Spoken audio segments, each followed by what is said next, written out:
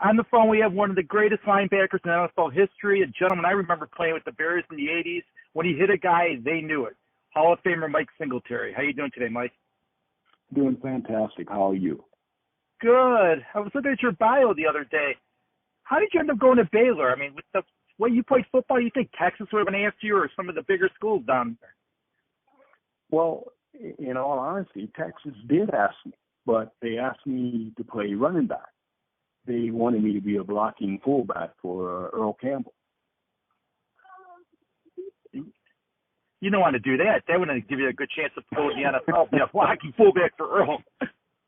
Yeah, no, I said, can I at least have an opportunity to compete to play middle linebacker? And he said, no, we're looking at you as a blocking fullback. And I said, no, thank you. So that was it. What made your decision to go to Baylor? Was it the coach down there at the time? Well, there were a couple of things. Number one, it was the coach. When I met Grant Teaff, I was sold. I mean, he was a wonderful man, and he had the ability to really make you feel like he really cared about you and that they had your best interests at heart. And so I really felt good about that. And he sold my mom anyways. I was going there anyways. But the other thing is Baylor was the only other school outside of Texas that would let me play linebacker. Was there a big adjustment playing at Baylor than going from your high school? Only from the mindset of the workload. In high school, you think you're working and you have practice but at the next level in college, it's like a job. You're going to school and you have your studies, and then after that, you got to get ready to go out and compete every day. And if you're not competing at a very high level, you're not going to play, and then you're not going to enjoy the game. So for me, it was just the intensity about practice. High school, you go out and you do what you have to do, and you don't know what you don't know. But at the collegiate level, it's a whole nother ball game. You started as a freshman, which is a rarity even now. What was the key for you being able to play right away? I had the expectation when I left my neighborhood, the poor neighborhood that I left, and all of the broken dreams and everything else that I saw when I left.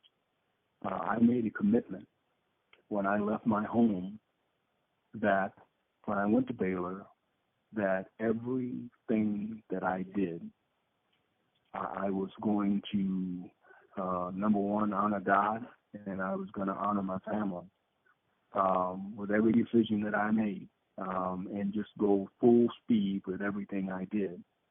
And I think that went a long ways in really helping me to become a starter, because in everything I did, I kept asking the coaches, what do I need to be able to do in order to start? And, at first it was, we don't really have, freshmen coming in that's going to start on our team. And I said, well, I'm asking you, what do I need to do in order to start? And so once they answered that question, then I just went to work on that, and after a while, it just became a reality because I wasn't backing down. For me, there was no other way. I was going to do what they said I needed to do, and then it was up to them to keep their word, and that's how it worked. I'm looking at your tackling numbers in college, over 200 tackles 1 year, high 100s, 35 in a game. That's unheard of. How did you accomplish that? Being at Baylor, I talked to my defensive coordinator, and I asked him, what did I need to do in order to be an All-American? What did I need to do to be the best? And he said, well, Mike, we're at Baylor. We're not at Oklahoma. We're not at Alabama or Ohio State or any of those schools. So in order for you to do that, you're going to have to go outside of the realm. You're going to have to shatter anything that's out there, anything that's ever been done in order to be even mentioned in the category of being an All-American. So for me, it was just, he said, you have to make every tackle, every opportunity you have. So that's what I did. I tried to make every tackle I possibly could. And so that really became my standard. Every time the ball was snapped, I wanted to be where the ball was and be responsible for bringing the guy down. So that was kind of how that happened. I remember they used to always mention how many helmets you broke in college. Was it just the helmets weren't made good, or you just hitting so hard those helmets cracked? Probably a combination of the two. I was beginning to think, man, am I just getting a bad deal on these helmets? But I just, I was the only one cracking them, so something was up. But it just kind of, once again, it was going full speed, giving my full attention, and everything in me went into every hit. So whether it was practice or the games or whatever, it was always putting 100% into it. I know you're a Cowboy fan growing up. Did you model yourself after Leroy Jordan? Well, when I looked at linebackers, there were two guys, and Leroy would be the other. There were three, basically, that I modeled myself after. And really, when I looked at the Cowboys, the guy that I looked at on the Cowboys, and this is ironic, was Roger Staubach. And the thing about Roger Staubach to me that stuck out to me was he always seemed to find a way to win. He had the will to win. And that's what I loved about the Cowboys, and particularly that's what I loved about Roger Staubach. But as far as linebackers are concerned, there was Willie Lanier, who was with the Chiefs, and then, of course, there's Big Buckus, and then there was Leroy Jordan. Those are the three guys that I looked at when I was playing linebacker. Did you ever talk to Willie Lanier what it was like being a middle linebacker in the 60s? Because he was the first black starting middle linebacker in the NFL. Absolutely. As a matter of fact, I studied his history and how that whole thing came to be, and I met him several times and talked with him, and really appreciated what he stood for and what he brought to the game as a linebacker. Very sharp guy. You mentioned Roger Staubach. What I found amazing was everybody thinks that Roger Staubach is the Dallas Cowboys quarterback, but he is the richest athlete in the world. He made more money than Michael Jordan, anybody, and he made it not playing football. I mean, this guy just is basically an extremely intelligent guy. Well, I think, Roger was, he was in the right city, Dallas, and in the right state, and he played for the right team. I think, and you're right, he is a very sharp businessman, and has done very well, and he is kind of the benchmark as an athlete when you look at what he was able to achieve with his real estate and some of the other business ventures that he had. It's pretty remarkable. What was it like to win the 2 Dave O'Brien Awards in college?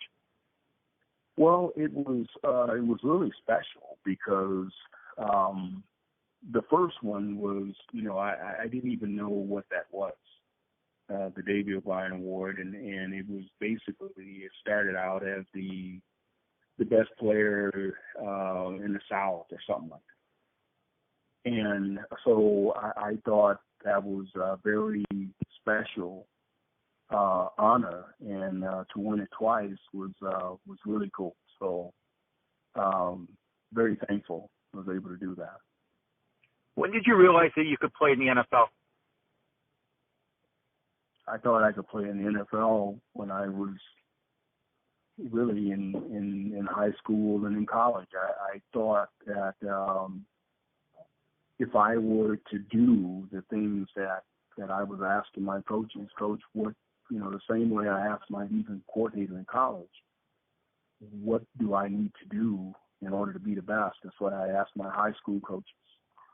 And when I got in college, I asked them the same question: what do I need to do to be the very best?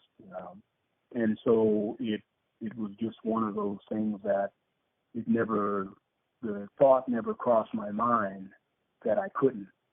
I just thought that I would go from one to the next, and as long as I was willing to work. A lot of times people say things, but they're not willing to do the work. Well, I was willing to do the work.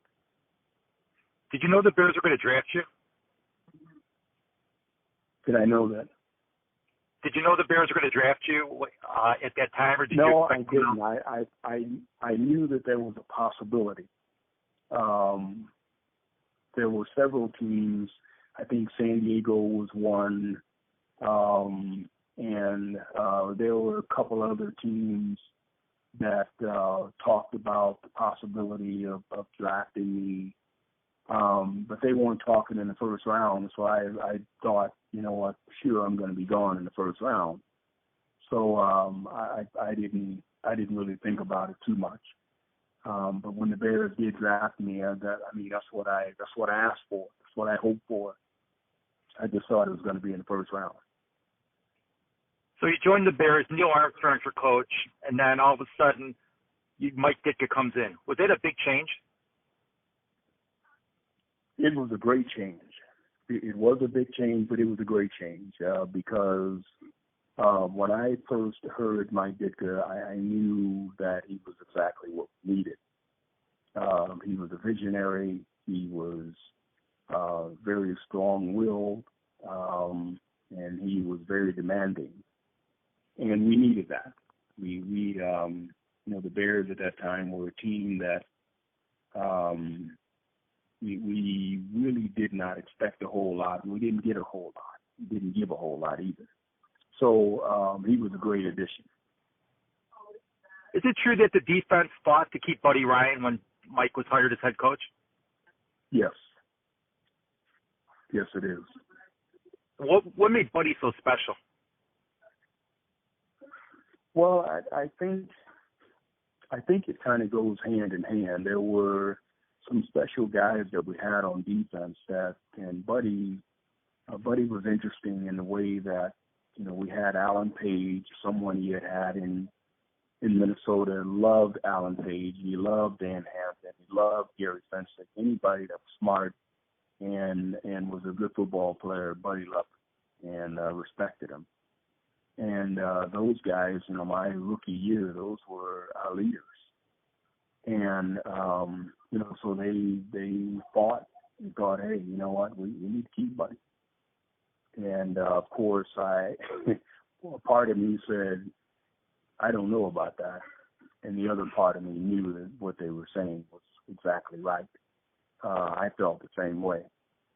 But it was Buddy is just that way. He's just the kind of guy that grows on you. And if he likes you, you know it. If he doesn't, you know it. And that's just who he is. At 84 defense, I think that's when you played the Raiders, that game I think was probably the most physical I ever saw. I mean, you must have knocked out 3 Raider quarterbacks, your team. And, again, it was scary because, you guys hit him and you could hear the hits in the stands. Well, it was just the kind of game it was. You know, the Raiders were a physical team, and they were coming to our house. We were striving to be a physical team, and we wanted to be that team that was the most physical in the league and wanted everybody to know it. We didn't want to do it in a dirty way. We didn't want to really make a name for ourselves that way. We just wanted to go out and be dominant and be respected that way. And I think for us, it kind of worked that way. It just worked out. Who gave you the nickname Samurai? I just made a lot of different noises. I was always moving, always making noises, and you know, the guys just kind of thought it was funny. Said, man, we need to name this guy Samurai or something like that because he makes so many noises. So very interesting name, but it stuck. When did you realize that you guys could win the Super Bowl in 1985? In 1984, when we lost the championship to San Francisco. At the end of that game, I knew that the next year we could win a championship. That Dolphin game with Dan Marino, I think he was the only quarterback that could possibly have beaten that Bears team because he just got rid of the ball so quick, you guys didn't have time to get to him. Do you think that was the key, or you think you should have won that game? Well, you know, I would never go back and say, man, we should have won that game. As a matter of fact, I think the fact that we lost that game gave us a chance to win the Super Bowl because it brought us more into focus. So I think it was more of a blessing than it was a curse. I really didn't, you know, at that time, I think, wow, I hate we lost the game. But when I really think about it, we were the youngest team to ever win the Super Bowl up until that time. So the fact that we lost to Miami really woke us up and made us realize, hey, it doesn't matter how many games we win. If we want to really make something special happen, we want to win the big game. So that means that we have to get better every week and stop drinking the Kool-Aid and let's go out there and get better each week so we can be ready for the Super Bowl. And at the end of the day, that's really what it's about. The 46 defense was the key to the Bears' success. The Ravens, when they won the Super Bowl in the early 2000s, used the 46. Why did that defense just seem to withstand the test of time? Why did it? Yes. You know, I think the 46 is just the kind of defense that it really comes down to the personnel. It's personnel driven. If you got the right personnel, you can play it. And if you don't have the right personnel, you can't play it. It's just as simple as that. So the personnel is the key to any defense. Personnel is the key. And we just happen to have that personnel. We had linebackers that could cover, and we had a defensive line that could get off the ball and get to the quarterback. And that's the combination that you have to have in order to have a successful defense playing the 46. When you lost Buddy Ryan and Vince Tobin took over as defensive coordinator, did the defense lose something? Yeah, I mean, you know, to say that you go from one coordinator to another and you're not going to have a lag, an adjustment time is, you know, that wouldn't be fair. You know, Buddy was somebody that we loved. Buddy was a guy that, I mean, we believed in him and he believed in us. And I think that's a heck of a combination to have. And we lost that. So it was an adjustment. It took time to adjust to just playing a regular defense instead of playing a defense that's exhilarating and exciting and ever changing and always adjusting. And So, yeah, it made a difference.